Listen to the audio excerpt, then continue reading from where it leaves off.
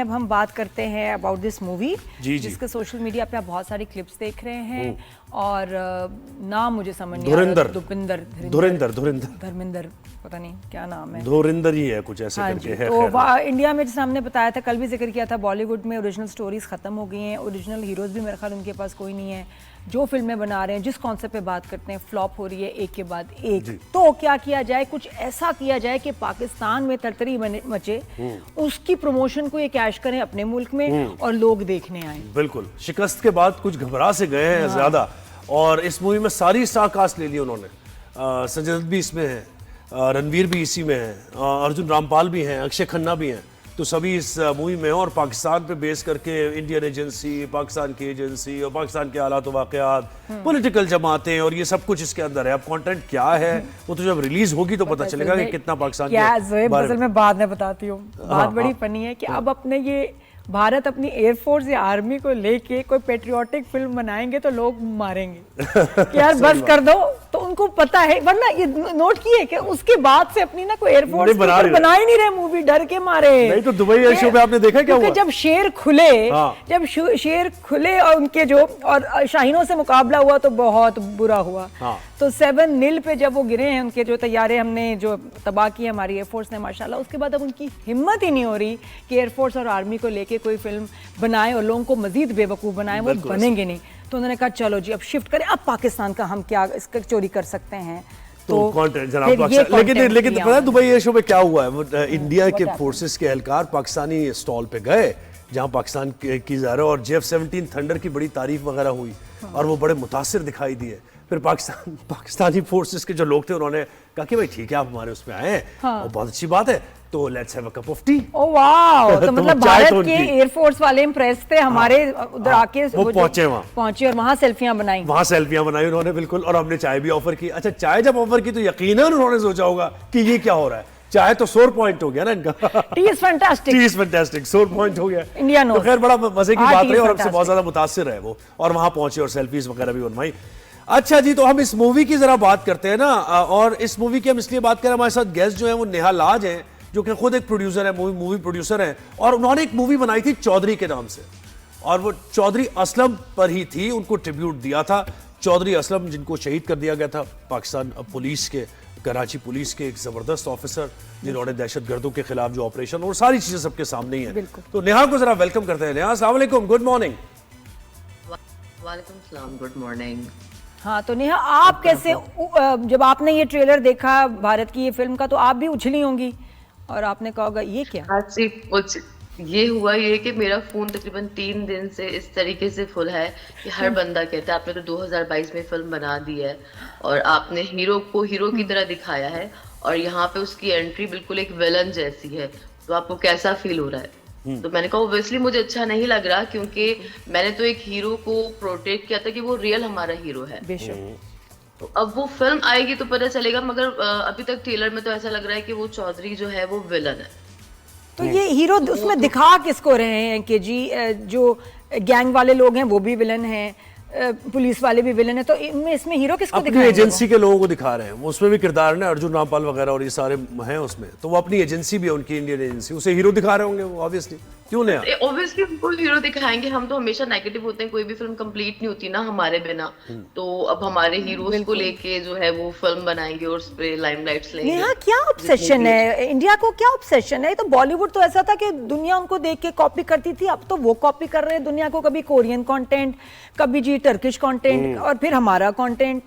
तो ये उनको मसला क्या है, ऐसी ऑब्सेशन, और उनकी ओरिजिनलिटी कहाँ खत्म हो गई है, किधर चली गई है कि एक फिल्म नहीं बन रही उनसे, एक गाना नहीं ओरिजिनल बन रहा?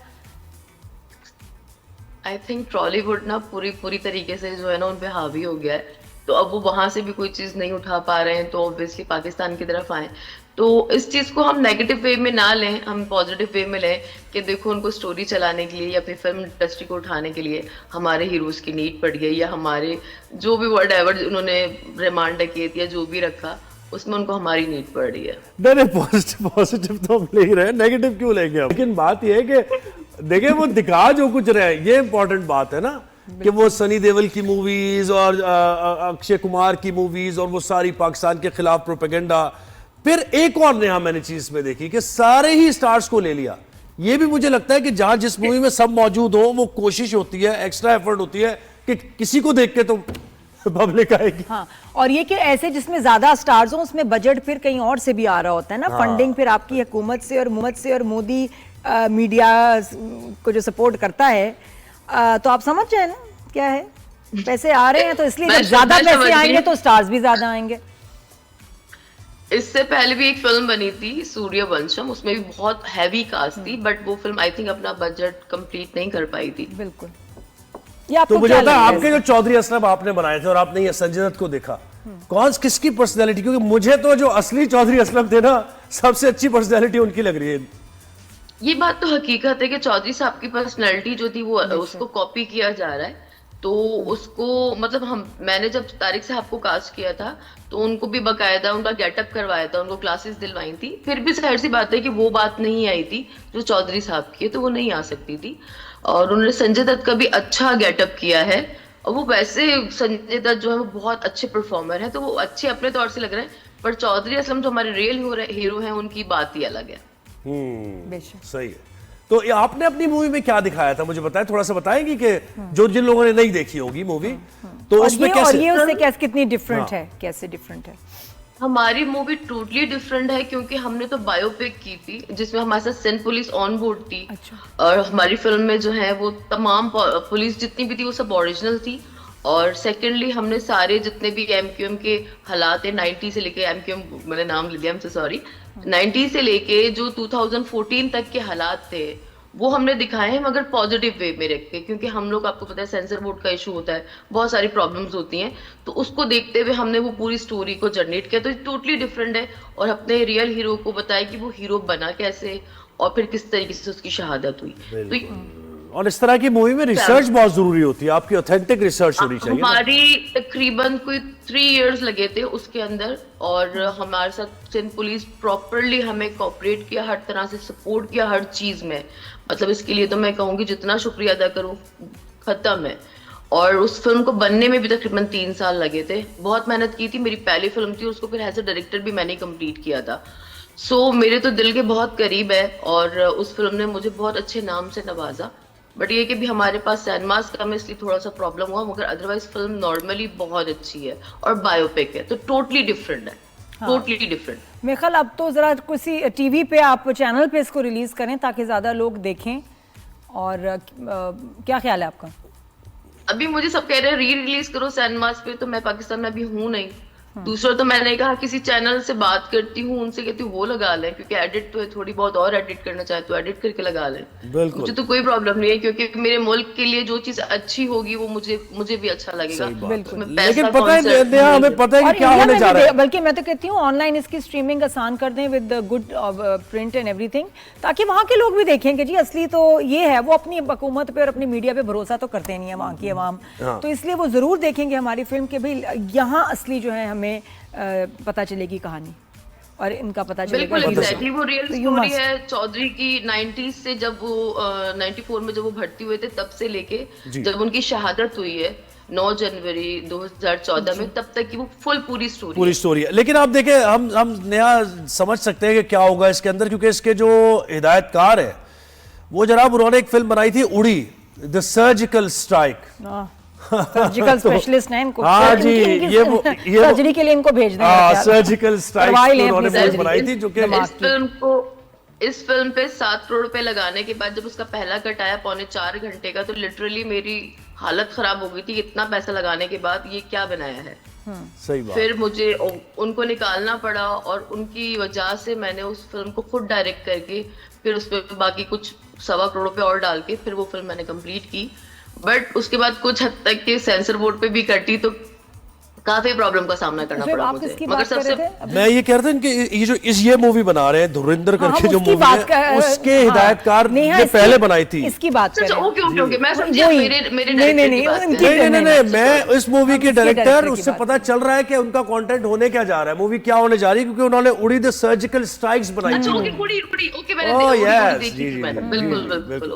बिल्कुल ऐसे। हाँ, तो अब देख लेना, अब कॉन्सेप्ट नहीं बचे हैं, तो अब आगे इंडस्ट्री ग्रो नहीं कर रही है, तो अब क्या कर सकते हैं, तो उनको चौधरी लेकिन आप मुझे बताएं, याद आई। आप भी ज़रा प्रोड्यूस किया मूवी, कुछ एथिक्स होते हैं मूवी बनाते वक्त? क्योंकि इस मूवी में भी हमने जो इसके ग्लिम्पसेस देखे या जो कुछ भी उसमें हमारे पॉलिटिशियंस की और किसी भी, और बाकी कोई ऐसा कोई इंटरनेशनल बॉडी होती है जहां आप कंप्लेन कर सकें, शिकायत करें कि हमारे जो है हीरो को इन्होंने गलत तरीके से पोर्ट्रे किया है? वैसे इनकी फिल्मों में बहुत होता है, ये अपने भी जो है ना हिस्टोरिकल कैरेक्टर्स को हमेशा गलत ही पोर्ट्रे करते हैं, इन पे केसेस ही हमेशा होते हैं। तो हम भी जो है, आई थिंक हमें भी कंप्लेन कहीं करनी चाहिए कि ये गलत जो है ना हिस्ट्री के फैक्ट्स और हमारे हीरो को गलत उसमें दिखा रहे हैं विद रॉन्ग इन्फॉर्मेशन। एग्जैक्टली और हमारी जो है बेनजीर साहिबा, तो उनकी पिक्चर भी यूज की गई है, और इसके अलावा जो हमारे हीरो है उसको वाकई में उसको नेगेटिव वे में दिखाया जा रहा है। तो मुझे नहीं लगता कि हमें उनको परमिशन लेनी चाहिए थी, प्रॉपर नाम यूज किए हर बिल्कुल, क्योंकि इसकी परमिशन तो मुझे भी नहीं मिली थी। हाँ। सिवाय क्योंकि मुझे भाभी ने नाम यूज करने के लिए सिंध पुलिस ने, उन्होंने मुझे अथॉरिटी लेटर लिया था, उसके लिए भी मुझे 7 महीने लगे थे, इतनी परमिशंस थी। और भाभी की भी एनओसी ली थी मैंने, नौरीन भाभी की। बिल्कुल, तो, क्योंकि देखिए आप बिल्कुल कैरेक्टर ऐसा दिखाते हैं जिसमें आप अंदाजा कर सकते हैं कि भाई इसकी बात हो रही है। राहुल गांधी पे अगर आप कोई बनाएंगे तो आप दिखा देंगे कि भाई वो कैसा है, दिखने में कैसा है, ताकि लोग रिलेट कर सके। लेकिन आप दिखाई दे राहुल गांधी को, तो ये तो बिल्कुल अलग बात है। और शोर मचाना इसलिए जरूरी है ताकि उनकी आवाम को पता चले कि एक बार फिर जो है आपको बेवकूफ बनाया जा रहा है, गलत इंफॉर्मेशन दी जा रही है, जो वो मान भी लेंगे, उनको तो आदत होगी, उनको पता है। तो ये इसलिए इस पे डिस्कस करना और इस पे सोशल मीडिया पे शोर मचाना बहुत जरूरी है।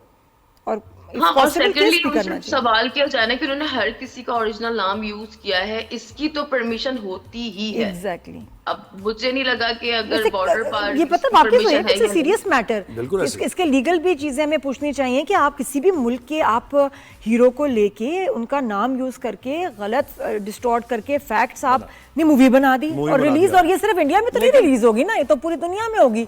इनकी वहां रिलीजेस हमें रोकनी चाहिए ऑनेस्टली। अगर यहाँ नहीं है, अपने मुल्क में जो भी सबको बना लें बेवकूफ, बट इंटरनेशनली आई थिंक इसको हमें बैन कराना चाहिए। अच्छा, मैं उम्मीद करता हूँ कि जब ये दिखा रहे हैं ना सब सारे मामला आती है 90s से लेके आगे तक के, फिर ये इंडियन इन्वॉल्वमेंट भी दिखाएंगे, जो इंडियन एजेंट्स यहाँ पर आते हैं, जो स्लीपर सेल है, जो दहशतगर्दी की कार्रवाइयां, जो बॉम्ब ब्लास्ट किए गए कराची में, बिल्कुल, जो दहशतगर्दी कराई गई मुख्तलिफ इलाकों में, कभी किसी को मार दिया कभी किसी को मार दिया, तो वो इंडिया के एजेंट्स का भी यकीन आप फिर अगर हिम्मत है तो जिक्र करें ना, वो अगर आप फैक्ट्स पर दिखा रहे हैं।